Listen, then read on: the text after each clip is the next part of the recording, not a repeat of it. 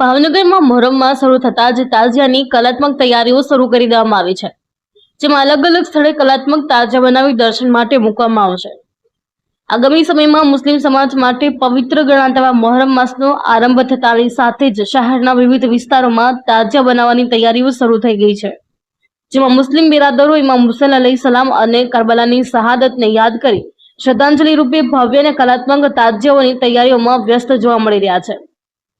શહેરી અને ગ્રામીણ વિસ્તારોના યુવાનો અને કલાકારોએ તાજિયા બનાવવા માટે બાંસ, થર્મોકોલ, પેપર મેચ અને રંગીન ફોઇલ જેવી સામગ્રી સાથે તૈયારીઓ શરૂ કરી દેવાઈ છે. ત્યારે મોહરમ માત્ર શોક અને શહાદતનો મહિનો નથી, પણ શાંતિ, સૌહાર્દ અને માનવતા માટે ઇમામ હુસૈનની જંગ યાદ કરવાનો પણ પ્રસંગ છે. ત્યારે ભાવનગર શહેરના હિન્દુ મુસ્લિમ લોકો તાજિયાની તૈયારીઓમાં સાથે મળીને ભાગ લેતા હોય છે તે દ્રશ્યો જોવા મળે છે. કેટલાક વિસ્તારોમાં તાજિયા માટે ફૂલો અને ઝુમર જેવી લોકો તરફથી ભેટમાં આપવામાં આવે છે, જે દેશમાં કોમી એકતા અને ગૌરવભેર ભાવિકતા દર્શાવે છે. અશ્વિન ગોહેલ, જીએ ન્યૂઝ, ભાવનગર.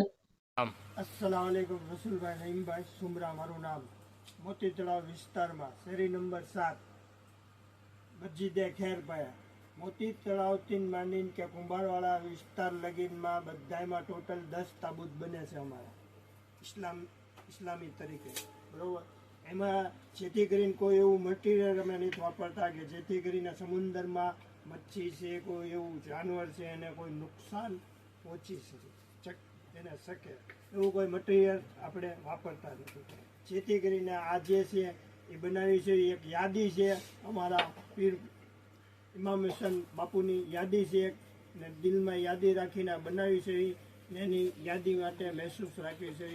સદાય યાદ રહે તો આબાદ રહે, વરના સબ બરબાદ રહે.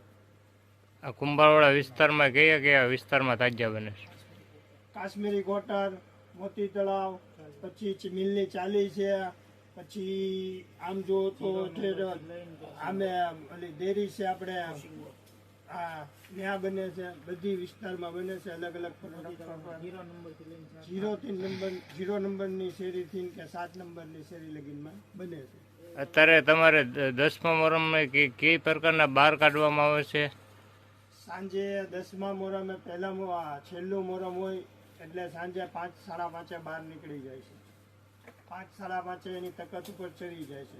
માનતાયું બૈરા ચડાવે છે, બરાબર, જેથી કરીને આવ શાંતિથી આવ રોમોજીકથી બધું કાર્ય કરવી છે. અમે આવ શાંતિ પ્રમાણે.